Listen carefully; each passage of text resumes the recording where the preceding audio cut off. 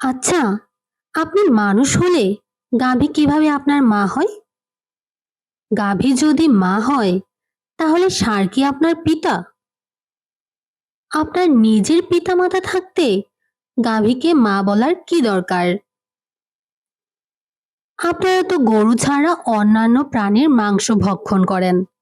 তাহলে গোমাংস খেলে আপনাদের সমস্যা কোথায়? কি প্রশ্নগুলো অনেক চেনা চেনা মনে হচ্ছে, না?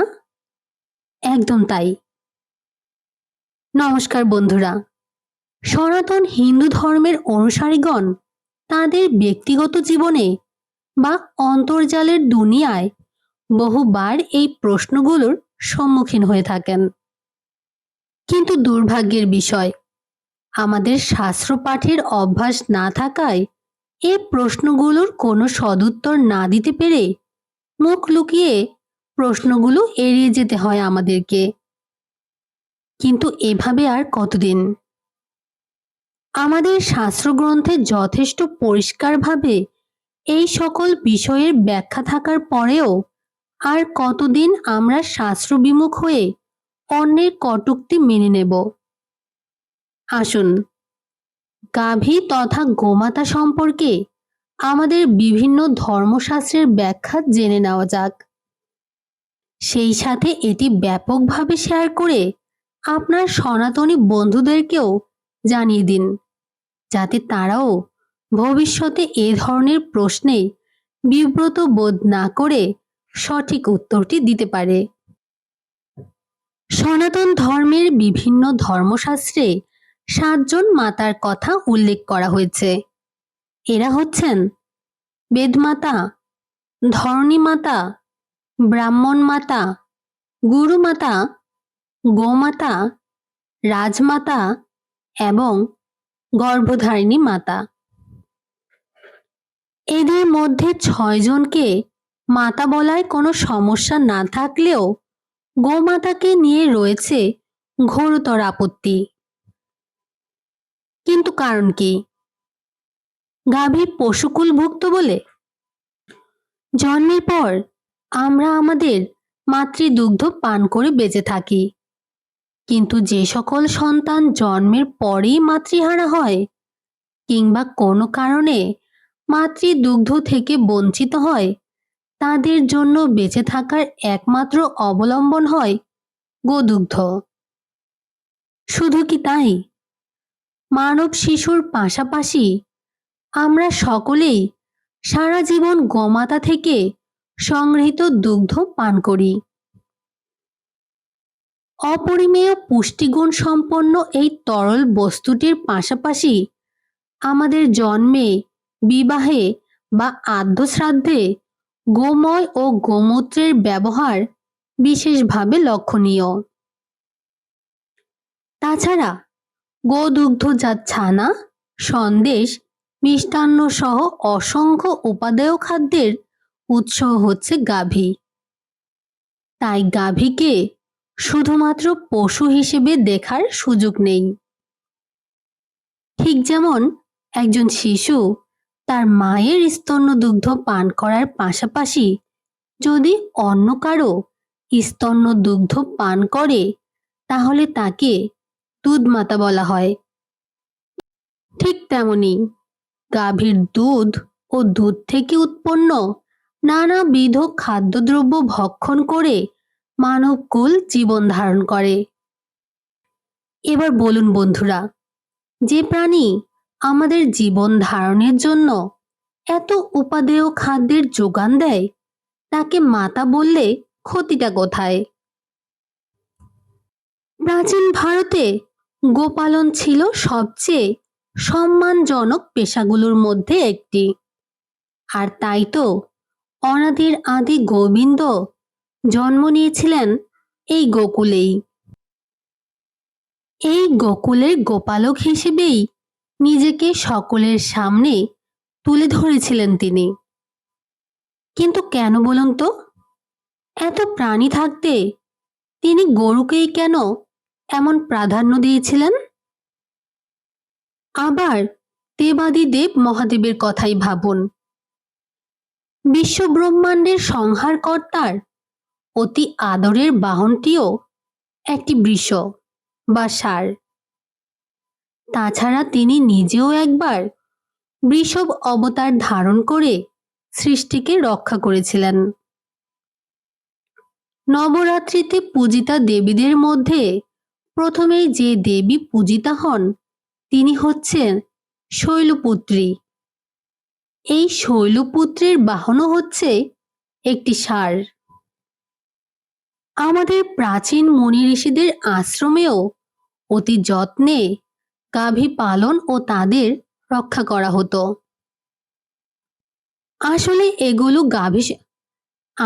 এগুলো হচ্ছে গাভী সম্পর্কে ঈশ্বর কর্তৃক মানুষকে প্রদত্ত একটি সূক্ষ্ম ইঙ্গিত।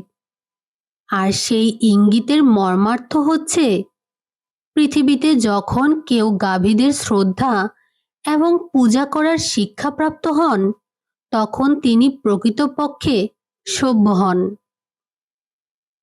তাছাড়া সনাতন সমাজে গোদানের দৃষ্টান্ত ও মহিমাও একেবারে কম নয়। শতভরি স্বর্ণ দান করলে যে ফল হয়, একটি মাত্র গাভী দানে সেই ফল প্রাপ্ত করা সম্ভব। বলা হয়, ব্রাহ্মণ দেবতাকে শ্বেত গাভী দান করলে মানুষ ঐশ্বর্যশালী হয়। এরকম হাজারো গোদান বা গাভী দানের মহিমা বর্ণিত হয়েছে আমাদের পৌরাণিক শাস্ত্রগ্রন্থগুলিতে। যাই হোক, এবার আসুন আমাদের মহাভারত, গীতা, চৈতন্য চরিতামৃত, পুরাণ ও বেদাদি শাস্ত্রে গাভী সম্পর্কে কি বলা হচ্ছে তা জেনে নেই। মহাভারতে বলা হয়েছে, গাভো বিশ্বস্য মাতর, অর্থাৎ গাভী এই বিশ্বের মাতা স্বরূপা।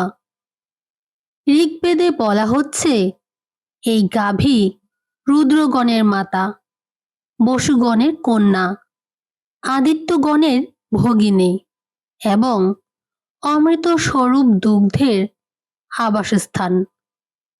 তাই আমি জ্ঞানবান মনুষ্যের নিকট বলছি যে, নিরপরাধ এবং অখণ্ডনীয়া গোদেবীকে বধ করো না।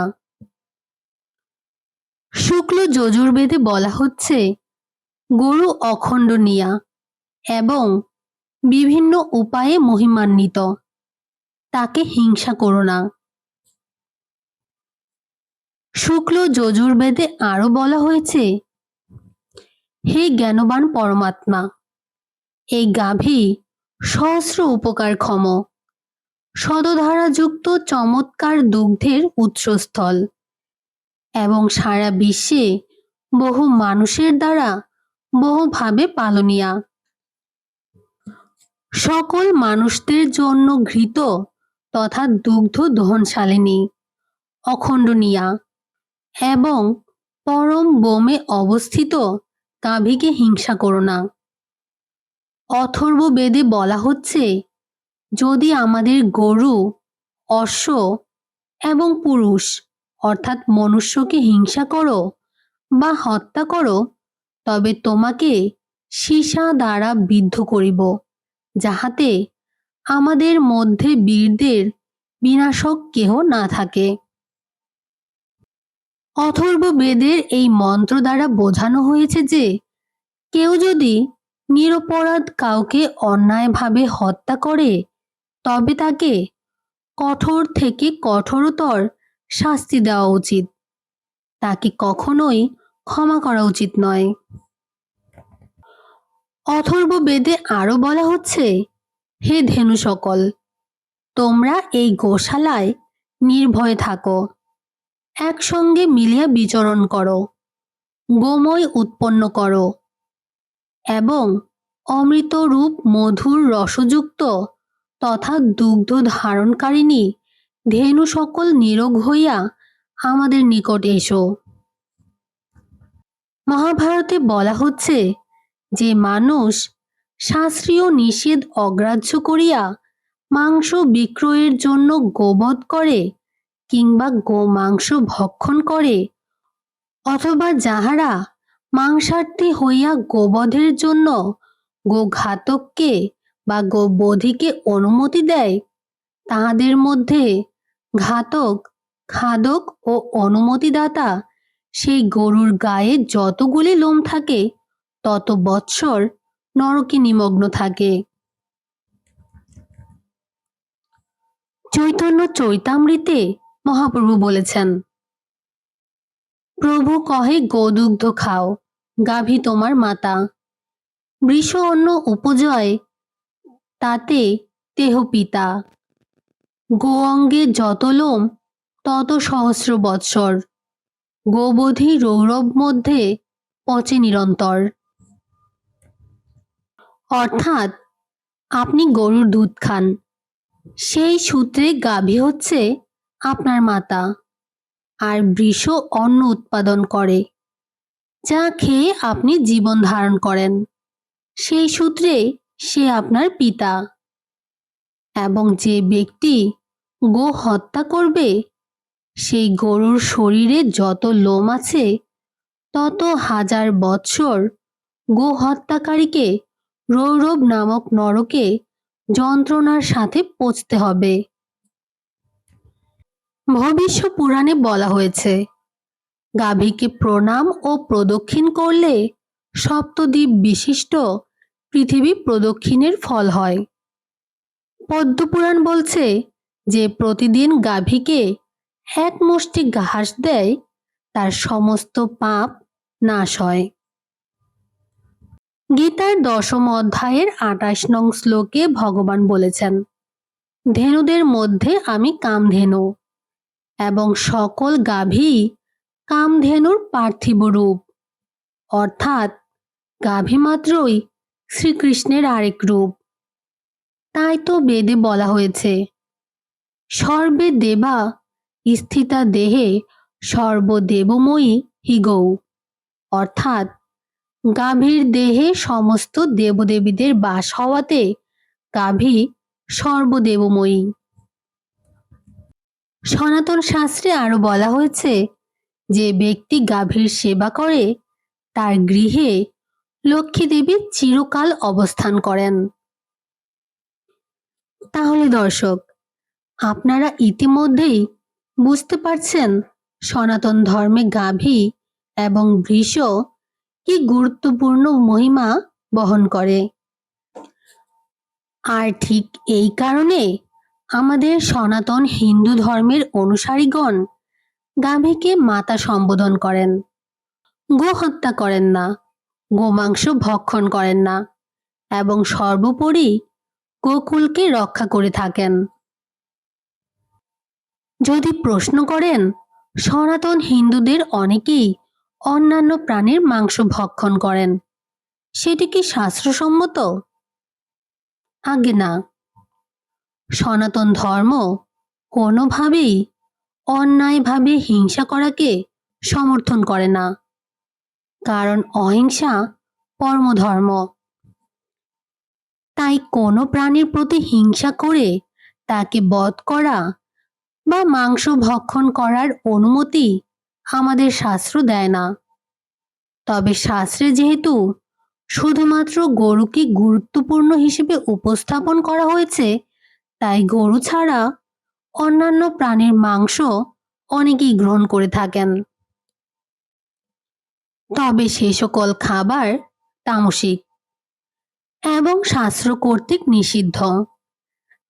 তাই যে প্রাণীর গোদুগ্ধ আমাদের পরম উপাদেয় খাদ্য, যে প্রাণীর বিষ্ঠা ধরিত্রী মাতার উর্বরতা বৃদ্ধি করে পৃথিবীর সৃজনশীলতা রক্ষা করে, আমরাও সেই প্রাণীকে নিঃসংকোচে মাতা সম্বোধন করি এবং তাদেরকে রক্ষা করি।